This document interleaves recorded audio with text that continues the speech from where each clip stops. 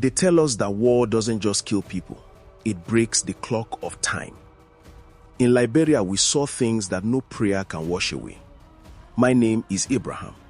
I am a man of logic, a mechanic who understands gears, oil, and cold iron. But logic died for me on a Tuesday evening at the red light motor park. I was headed back to my home in the city, tired from a long trip, when I saw her. She was wearing a dress that looked too clean for the dust of the road, a soft white cotton that seemed to glow. She didn't call for a taxi. She just stood there until the driver asked, "Sister, you going?" She nodded, pointed at the seat next to me, and climbed in. Her name was Sia. Her voice was like the sound of a dry leaf skittering across a porch, thin and brittle. We started talking as the car bounced over the potholes of the highway. I told her I was a family man. I showed her the picture of my wife, Marie, and our 5-year-old son, Isaac, which I kept in my sun visor. I wanted her to know I was a man of honor. She looked at the photo for a long time, her fingers hovering just an inch above the plastic, but she never touched it. "You are lucky," she whispered, "to have a home to go back to." By the time we reached the outskirts of Monrovia, it was late. The coffee of night had fallen. She told me she had no place to stay, that her people were gone. Thinking of my own sisters who were lost during the years of iron and blood, my heart softened.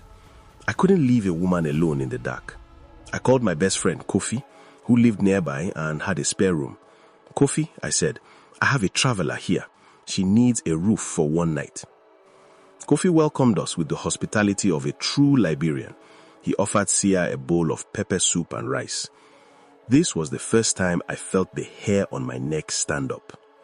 Sia sat at the table, the steam from the soup rising around her face, but the steam didn't condense on her skin.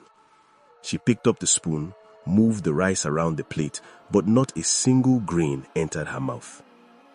"The spice is too strong for me," she said with a small, sad smile. Later that night, as I sat on the porch with Kofi, I told him about our meeting. Kofi, who had been a scout during the war, was silent. He kept looking through the window into the room where Sia was sitting. "Abraham," he whispered, "look at her feet." I looked. Sia was sitting on the edge of the bed. Her feet were bare. They were covered in a fine grey dust, the kind of dust you only find in the deep bush, in the places where the mass graves from the 1990s are hidden. But we had traveled on paved roads, and more than that, she didn't leave footprints on the floor. The suspicion became a fire in my chest. The next morning, I woke up early. The room where Sia slept was cold, not the cool of a morning breeze, but the cold of a deep freezer. I found her standing in front of a mirror in the hallway.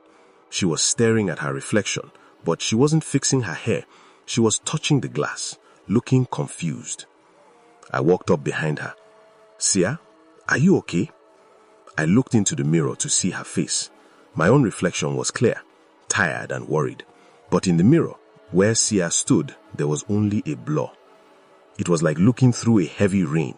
I could see the wall behind her, but her body was a smudge of white light. I gasped and stepped back. She turned around, and for a second, her face wasn't the beautiful woman from the motor park. For a split second, I saw a flash of a girl in a torn dress hiding under a bridge, her eyes wide with the terror of 1,000 rebels. I couldn't take it anymore. I told Kofi we had to find out who she was. While Sia stayed in the house, claiming she was too weak to face the sun, Kofi and I went back to the motor park. We spoke to an old man who walked the Ganta-Monrovia line for 40 years. I described her, the white dress, the way she spoke, the name Sia. The old man dropped his cigarette. His hands shook. "Sia Komara?" I said, "She didn't give a last name." "White dress, like a bride?" "Yes." The old man sat down on a tire. In 1992, during the height of the war, a bus was stopped by a checkpoint. A young girl, Sia, was coming to Monrovia to find her fiancé. She was wearing her wedding dress because she didn't want it to get wrinkled in her bag. They took her into the bush. She never came out. Every 10 years, a man arrives at this park and says he met a beautiful girl in a white dress. You brought her to the city, Abraham. You brought a ghost home. We raced back to Kofi's house, my heart hammering against my ribs like a trapped bird. I burst through the door, calling her name. The house was silent.